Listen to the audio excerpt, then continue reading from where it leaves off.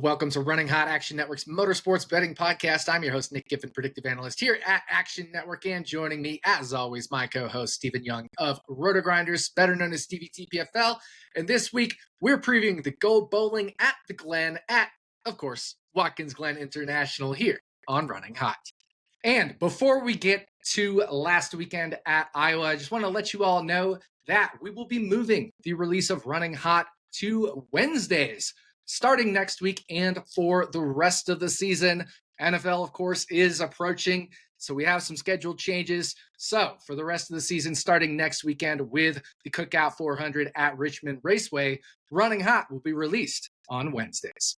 Last weekend at Iowa, William Byron was able to stretch his fuel tank for more than 140 laps to take the win over second place Chase Briscoe. And then the guy who arguably had the best car in the race, in my opinion, Brad Keselowski, finishing third with Ryan Blaney right on his tail there in fourth place. So quite an interesting race.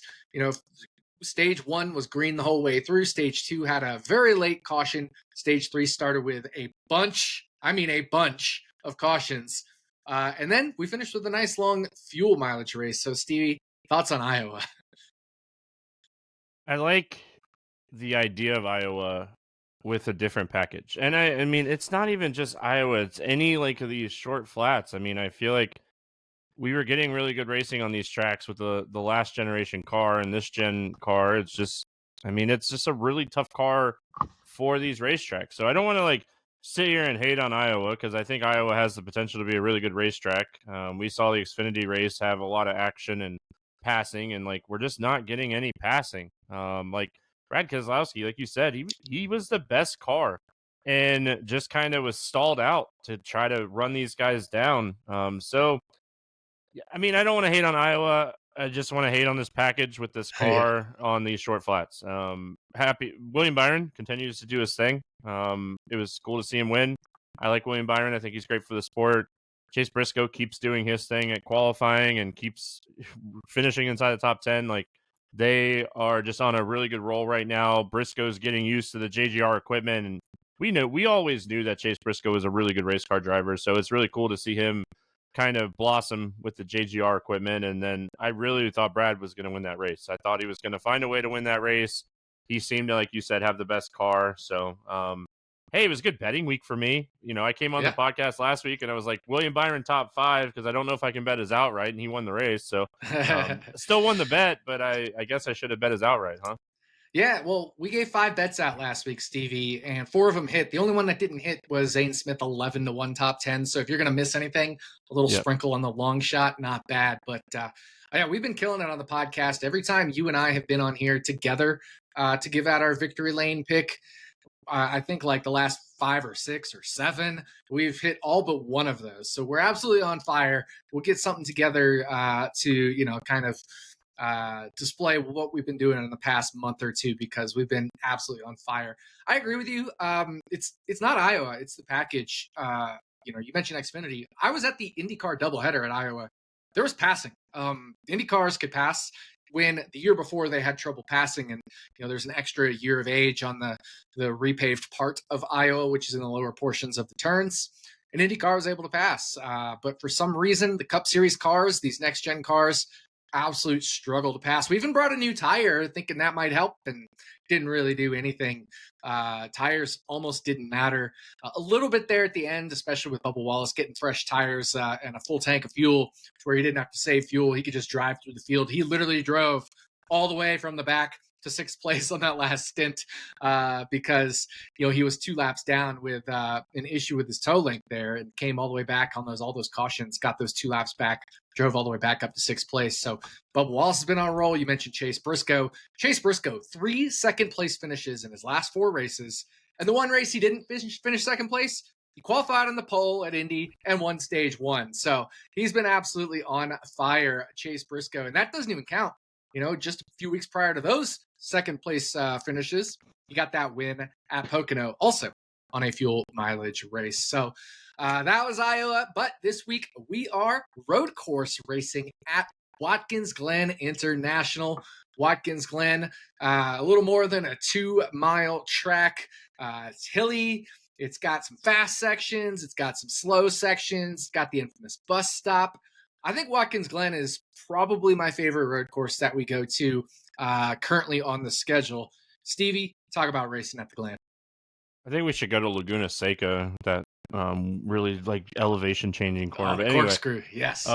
such a fun anybody that like our age that like grew up playing like Gran Turismo and stuff. I saw that you had like said like tweeted out something about old like video games and like video games, like racing video games. So much fun. But anyway, Watkins Glen, one of my favorite road course races as well. We typically see passing here, even with this car, which is something that I feel we don't see everywhere else. So I like the Glen. I feel like SVG and Zilich, these guys that come in and like are absolutely dominating road courses, have a little bit less advantage here. Still the best two drivers in the field on these racetracks. They've proved that they're going to be the best two on road courses. I mean, Connor Zilich is a young kid that is going to be in the Cup Series next year because of how good he is on these types of racetracks. So they've proved that they're the best.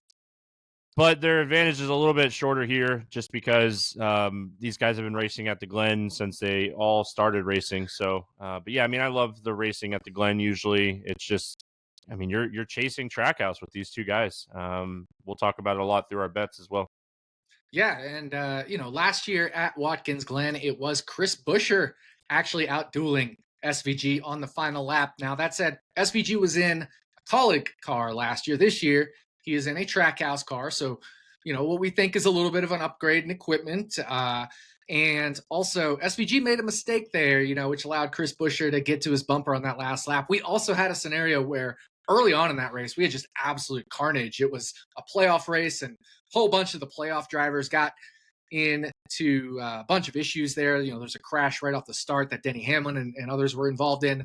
So don't necessarily think we'll see that this year, but of course you can never rule those things out. We always seem to get the weirdest crashes at Watkins Glen. We do. Whether it's coming off the final turn onto the straightaway right before the start finish line. We've seen David Ruderman flip on his lid after crashing with David Reagan. We've just seen some absolutely bonkers incidents at Watkins Glen. So that definitely can't be ruled out. But aside from the potential crazy incidents, how are we handicapping Watkins Glen? How are we doing, comparable tracks and things like that? Yeah, I mean, the Watkins Glen by itself, probably the best comp is itself. And we say this with, I feel like, just road courses in general. Like, they're just all so different. You get elevation changes in Mexico. You get elevation changes in Coda. You have a completely different road course with Chicago. And then Sonoma is so different as well. So, like, I know we come on and we talk about these road courses and, like, how do they comp? Well, I mean, realistically, they comp to themselves because they're just all unique in their own different way. So, I mean, we'll look at Coda and Mexico and Chicago and Sonoma from this year and try to get a baseline. And Watkins Glen with the next gen car, we have 3 races to kind of look at with this car. Tires have been a little bit different on road courses this year, but it really hasn't made a huge difference. So I think realistically, like everything we've been saying with road courses all year, you're going to look at practice data. You're going to expect SVG to be really fast. You're going to expect Connor Zilich to be really fast. And then your road course racers. I mean, Briscoe, Byron, Bell, McDowell, like these guys, Chase Elliott, like these are your road course guys. AJ Allmendinger, Tyler Reddick, like these are the guys that are going to be fast. So, you're more, we always talk about intangibles and like, how is that going to play out and how are we betting and all that stuff. Like you're more of looking at points. Like where's everybody at in points? Like now we're getting toward that time where you are going to have guys points racing and you are going to have guys racing for a win because it's that time of the year. So you're going to see maybe a lot of like aggressive strategies right when the fuel window opens. You might see pit stops on some of these guys that need a win. You might see them run really deep into a run to try to get track position. And it's really like, how do you bet Watkins Glen? How do you compare Watkins Glen? You look at who's going to try to win this race and do something different. And does it work out or not? Completely agree with you. I think, when you talk like intangibles, you have to look at the playoff standings, the point situation. And for me, because of how the playoffs are shaping up right now, we have Chris Buescher, who is the last driver to the good. He has 574 points.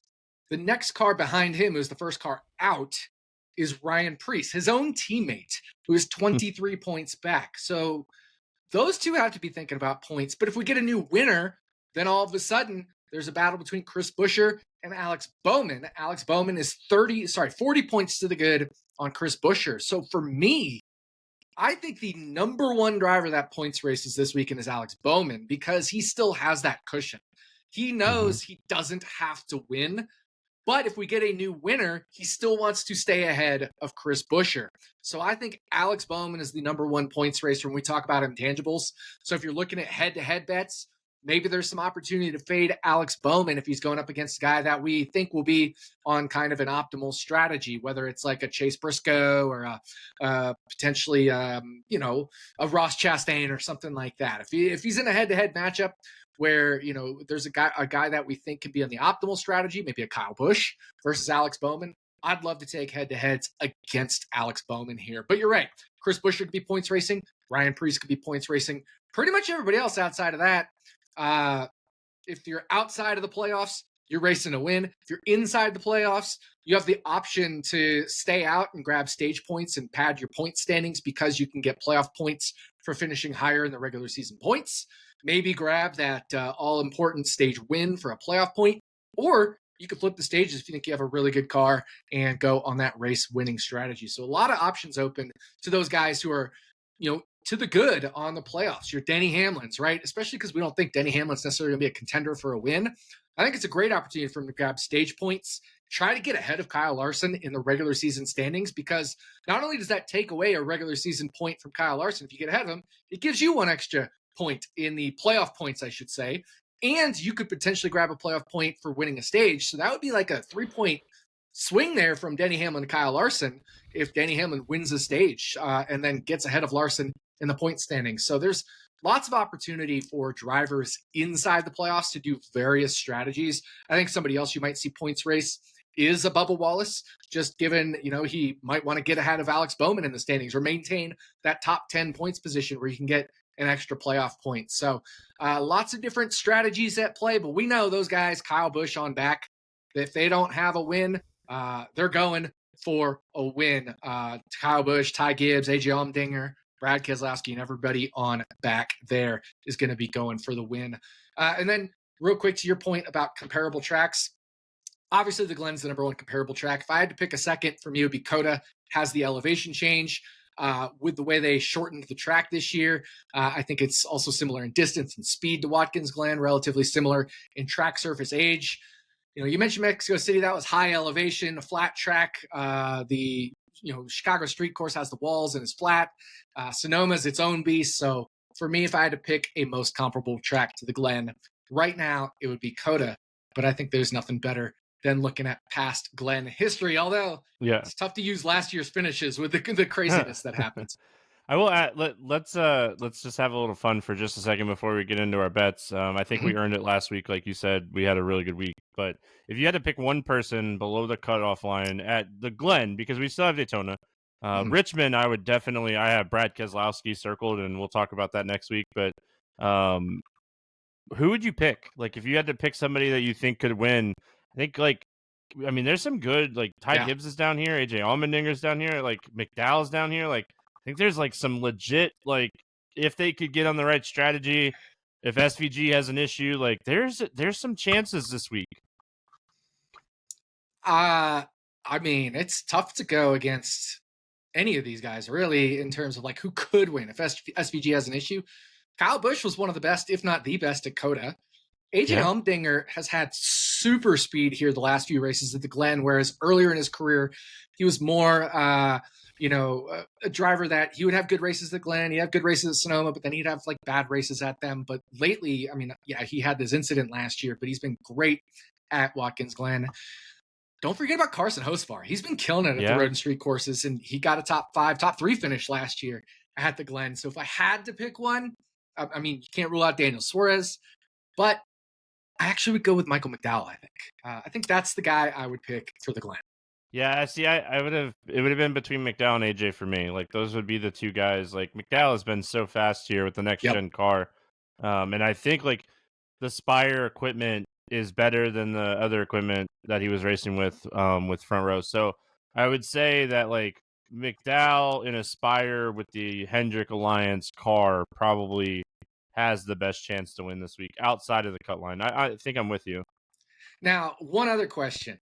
And this will be all three races combined, Glen, Richmond, and Daytona. If you had to pick one driver outside, just one, to make it into the playoffs, who would it be? So not just the Glen, but all next three races. You can only pick one. Oh, I would pick Keselowski. Like, it wouldn't even be remotely close for me. I think the speed that we saw at Iowa is going to translate really well into Richmond, and Brad is one of the best at super speedways. If he can get out front, he's really good at blocking and really good at pushing. Mm-hmm. And if he can, like, if Buescher is in a good spot to maybe catch Bowman and, like, they can work together where Buescher gets in on points and Brad gets in on a win, you could see that, like, you could really see those RFK cars work together at Daytona. So I would say Brad would be my top pick out of those three races. My top pick would be Hocevar. And the reason is I actually think the gap to him and Keselowski is bigger here at the Glen. I'd give Hocevar a pretty big edge over Keselowski here. Yeah. And at a super speedway, the gap is smaller just because it's a super speedway.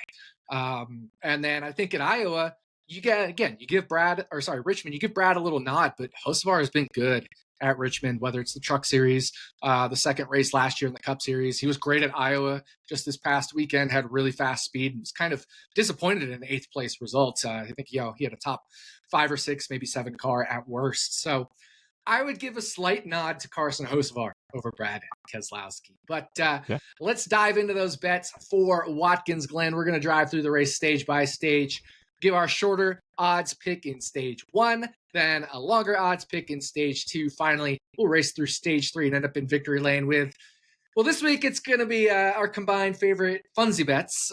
We don't have a ton of bets we love so far this week at Watkins Glen. We'll talk about all that, but it's time to throw the green flag for the Go Bowling at the Glen and fire off for stage 1. All right, Stevie, we're diving into turn 1. You love this bet. You were talking to me before we started recording. What do you got?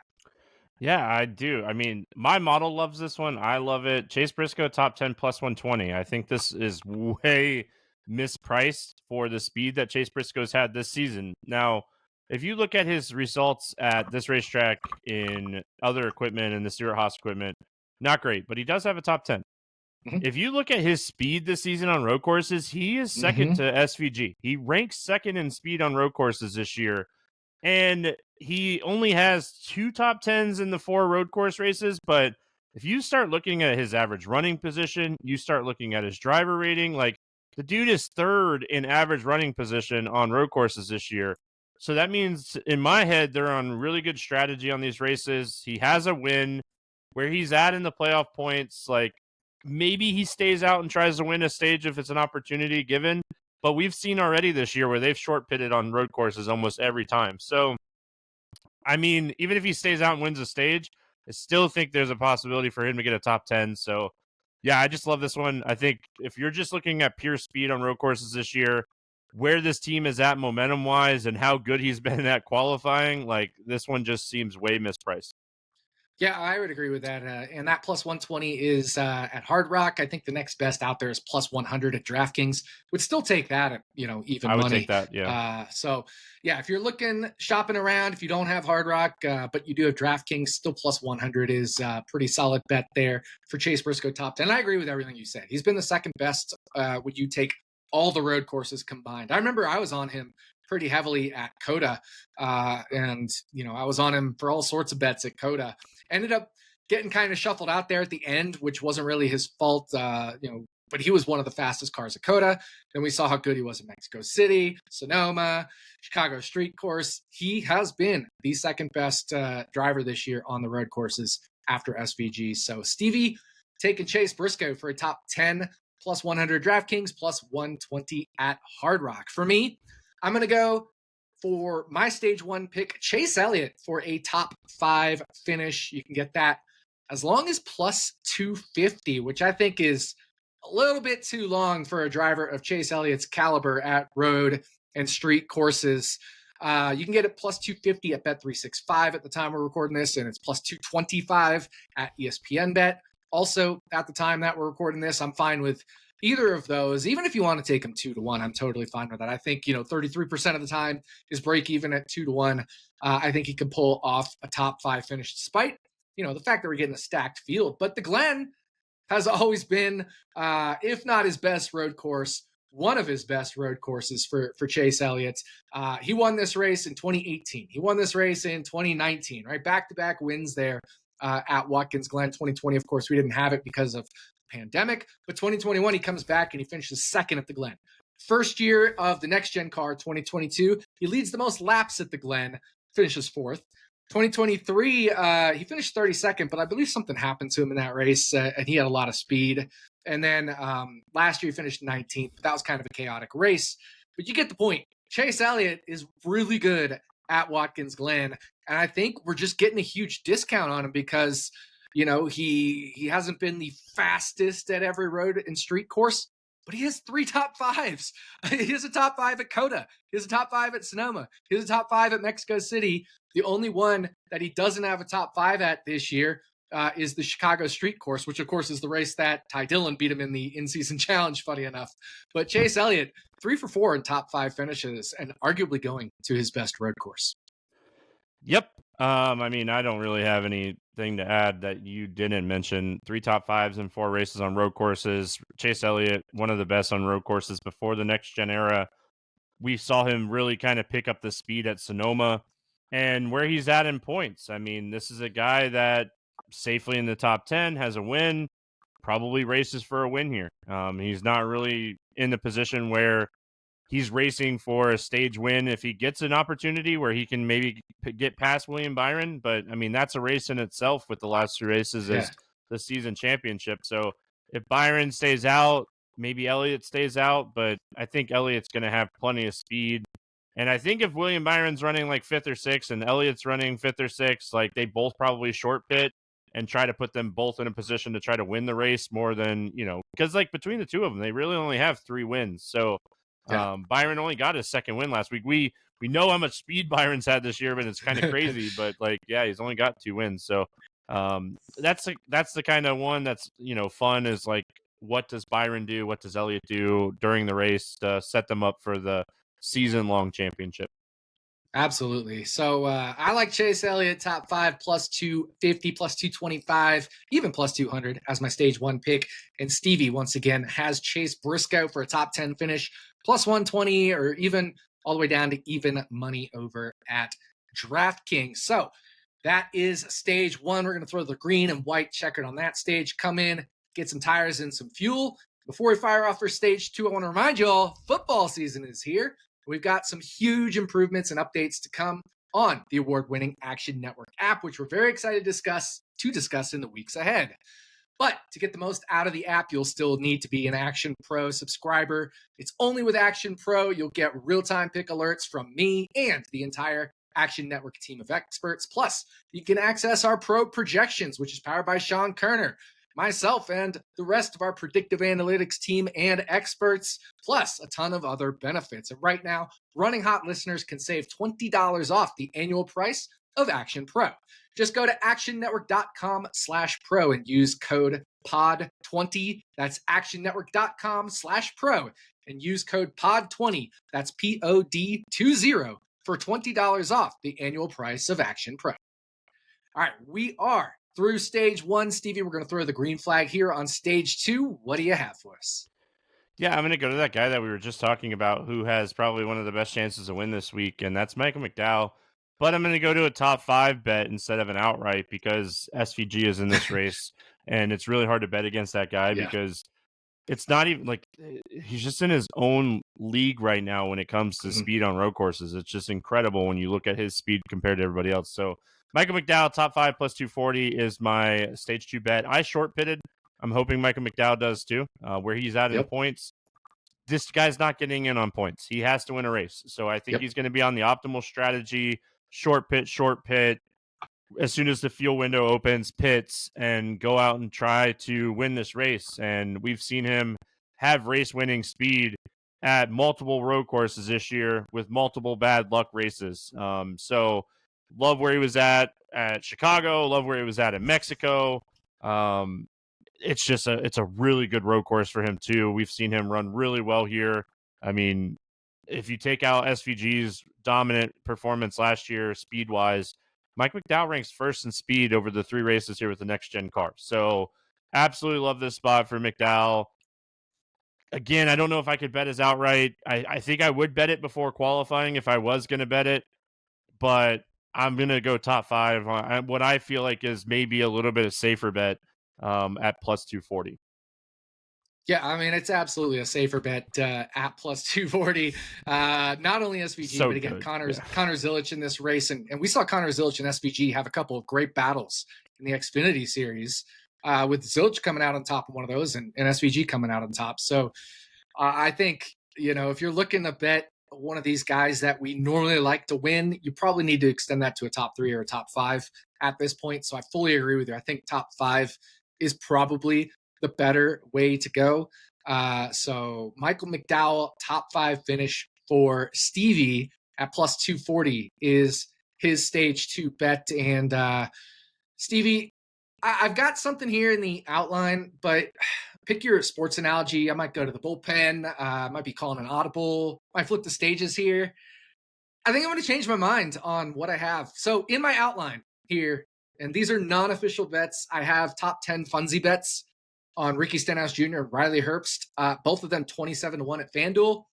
But I think with your McDowell top 5 plus 240, I might more prefer Kyle Busch for a top 5 at 5-1 at FanDuel for the same reasons. He is going on the optimal strategy. He's trying to win this race. He's very good at Watkins Glen. He arguably had the best car at COTA earlier this year, led the most laps, finished fifth at the Chicago Street Course. So 50% top 5 rate, finished 10th at Sonoma. Stevie, I think I prefer my audible bet more than my 2 funsy bets. Now, I might still sprinkle my 2 funsy bets, Ricky Stenhouse and Riley Herbst, 27-1. And if you look at Stenhouse, he's finished 13th and 15th in his 2 next-gen era finishes at Watkins Glen. He had a DNF last year. It's part of that early mayhem. And Riley Herbst, he's in 2311 equipment. He's going to be on an optimal strategy. He's got some okay road course chops. So I don't mind those sprinkles at 27-1. But honestly, I think I prefer Kyle Busch top 5, 5-1 at FanDuel. Maybe as an official bet, we'll see. I got to run my final model here. I've been doing a lot of NFL stuff. We're getting ready. All that Action Pro promo I just read for y'all. We're getting ready for the NFL season. We got some good stuff in the works. So I've been really hustling the NFL early this week. But what are your thoughts, Stevie? You prefer those little funsy bets, or do you actually like Kyle Busch at 5-1 for a top 5? I like the Kyle Busch bet. I'm debating on betting it myself. It's just I don't think he's in a position where he can points race anymore. He's so far back with 3 races to go. 73 points does not sound like a lot, but 73 points in NASCAR is a lot. So, yeah. And that's if you don't get a new winner. Now we're talking over 100 points. Mm-hmm. I think they're going to be on the optimal strategy. I really like where the RCR speed has been this season. Even Austin Dillon is not this amazing road course racer, but he's had pretty decent speed in Austin Dillon terms on road courses this year. So, looking at where I'm at on just overall speed, he's him and Chase Elliott are really almost identical for 6th and 7th speed on road courses this year. So I definitely see this one for sure. And again, we're trying to bet early week bets based off of who we think is going to short pit and who we think is going to be on that strategy to get stage points and stuff like that. So, and I just don't see Kyle Busch, Ty Gibbs, AJ, Brad, Hochevar, McDowell trying to stay Suarez, out. They're just not going to stay out. They're going to be on that. We're going to short pit and try to gain as much track position as possible. Yeah, I fully agree with you. So I have called an audible on what I had in the outline. Literally, while you were talking about the McDowell bet, I literally made the audible. So I'm going to go Kyle Busch, top 5 finish at 5-1 at FanDuel as my stage 2 pick. Once again, Stevie for his stage 2 pick has Michael McDowell for a top 5 at plus 240. So that'll be it for stage 2. We're also going to drive through stage 3 and end up in victory lane. And as Stevie alluded to, it's a it's a tough week to bet. We're midweek. We're guessing on a lot of different strategies. We haven't seen practice speeds, and we have the SVG Connor Zilic, elephant in the room of like making things really hard to bet, at least especially for outrights. So to kind of pivot away from SVG and Connor Zilic and the Chevys and Trackhouse and top 3s and 5s, let's just get away from that whole side of things. Let's go to the top Ford market, Stevie. Yeah, so originally you and I, we were trying to figure something out, and like we were like, all right, well, we like this, we don't love it, we don't love the odds of this, we don't, so, and like we've been such on a roll here. As you and I kind of talked this out, we were like, this top Ford market has some value here early in the week. And I mean, our thought process when we were talking this out is Buescher probably very high up on the list for points racing. He's probably the best Ford on road courses this year and with the next gen era. He's such a huge favorite in the top Ford market that it has some value. So, like, if you are looking at this, you're like, all right, well, if Buescher's going to potentially points race, what does Logano do? Okay, well, let's bet Joey at plus 450 for a half a unit. This is how I structure my bets. Nick can talk about it, but I bet all of these. I bet Logano at a half a unit. Cindric has been awful on road courses this year, so I don't want to bet him at 525. Blaney, I bet him at half a unit, just like Logano, at plus 750. Priest should points race because of where he's at in points. There's an opportunity, and he's already points race at multiple road courses this season. Yes, he has. Brad Keselowski, 8-1. Brad's not the best on road courses. I don't need to take him at 8-1. Now let's get into these other ones. Todd Gillen at 25-1. We've seen Todd Gillen be a top Ford on a road course recently. He had a lot of speed on road courses throughout his career in the Truck Series. I'm going to bet 0.2 units on that. Gregson, 30-1 for being the top Ford. 0.15 unit on that. Zane Smith, 30-1, 0.15 unit on that. And I saw that you just added another one, so I'm going to throw 0.15 units on that as well at Cole Custer at 50-1. The top Ford market, with thinking out our process on how we look at road courses, and if we think that Buescher and Priest are going to race for points and be off the optimal strategy, there's value here. So, I mean, that's how I structured my bets in this top Ford market. I just added Custer, as Nick was like, because I like that as well. Why not? Guess who was top Ford at Mexico City? Cole Custer. Yeah. So, and like, yeah, I think there's value here. And I think like Joey probably has the best odds as far as like speed wise, and he's really good at the Glen. But if it's not Joey, it could be any of these guys, and you're getting such good odds. And like you're the way I structured it, you're betting like, I think it's like 1.15 units, and you're at least doubling your money on any of these. So that's just sometimes you got to play the math game. You're getting what's essentially a 2-to-1 bet on like 5 or 6 drivers if you do what Stevie just suggested, as long as one of those 6 drivers hits. Right. And if it doesn't, you move on.